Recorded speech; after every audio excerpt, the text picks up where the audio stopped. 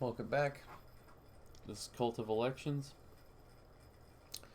And today we're going to be going over something that could happen in the near possibility. It felt more likely after 2018 and 2020, that's for sure. But, I mean, yeah, shifts happen all the time. It's bound to happen eventually. Yes, we're talking about this big blue state that you see in the middle of your screen, and that is Texas. Can Republicans win an election in the current state of the Electoral College map if Texas goes blue? Okay. So I've previously stated that Texas, in my opinion, will stay red at least for one more election. And there's reasons to believe that it will stay red. But, you know, just do this quick what-if scenario. What I'm going to do here now is I'm going to fill in the 2020 map. No margins, I'm sorry. But I feel like margins in a video like this would be kind of, I don't know, it would just make things take needlessly long. There you go, Nevada, yes. 2020 map. Minus Texas. I totally missed the state. What was it? Did I? Oh, maybe not.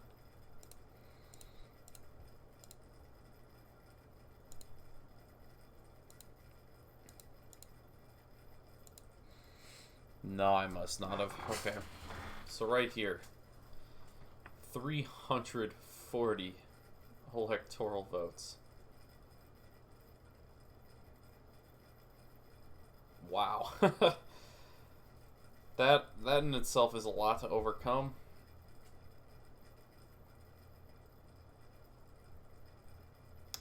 And oh, here we go. That's what I missed. How could I forget that? I was like, there's no way. Okay, there we go. That's correct. So, that is 37 more electoral votes than Joe Biden got in 2020. This is because of shifts in the amount of electoral votes certain states have based on population, which has proven to benefit Republicans at this point in time compared to the old one. But yes, so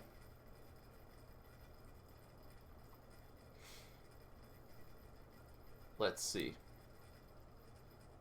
Let's go back all the way to 2016 here and say, okay, if Trump can clean up and win all of the states that he won, would that be enough?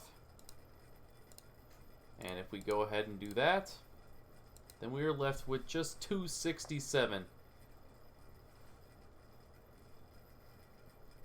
And that is 3 electoral votes short of winning an election. So yes, blue Texas really would mean a lot. So, I mean, that leaves what a few people might consider to be contenders to be states that help push over the edge in this situation. I mean, realistically, Oregon, Washington, New York, etc. I mean, New Jersey. These have all had like somewhat close elections. Closer than they should have been, per se. But realistically, there's not going to be a massive shift on the presidential level. And I previously stated Colorado is essentially off the books. It's just gone too far. New Mexico, it's a bit steep to overcome too. Along with Minnesota, it's a bit steep. It would take someone very, very good on the Republican side to do it. So we were left with Maine at large, New Hampshire,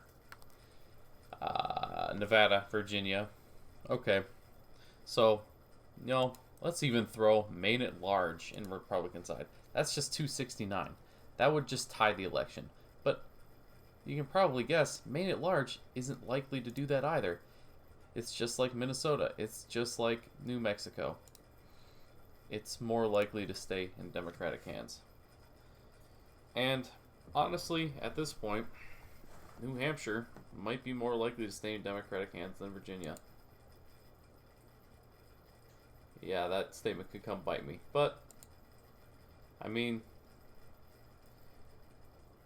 Virginia just elected Glenn Youngkin. And you could say, oh, New Hampshire has Chris Sununu. But Chris Sununu is not on the same level of Glenn Youngkin. Glenn Youngkin is a conservative.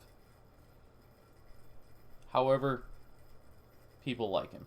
Chris Sununu is a liberal Republican, which would appeal way more to the masses in New Hampshire than a conservative Republican type would. So, we're left with only two realistic options. I mean, if Glenn Youngkin isn't running, then you can chalk up Virginia on the blue side.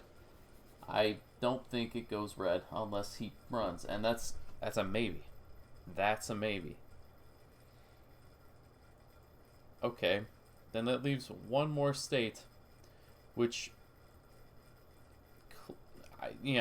even before watching this video, it should have been considered to be the most clear choice here, and that is Nevada. Yes. Nevada is what I would consider the path to 270 with blue Texas.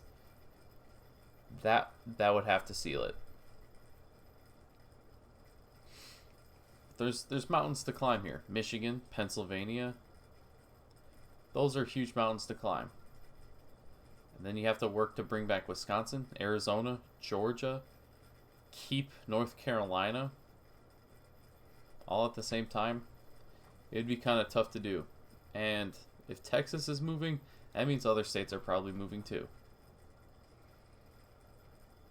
However, Nevada did just elect a Republican governor, which shows it is possible. I previously stated Nevada was rock solid, but it's proven me otherwise recently. So here you go. This, while it isn't the only path, you can say, for example, this could be Glenn Youngkin's path, but for just generic Republican chances, this might be their only path to 270. Which is a lot to say.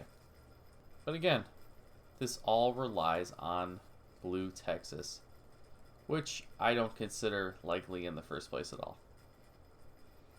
But if it happened, then Republicans can almost kiss their chances in a presidential race goodbye for the near future.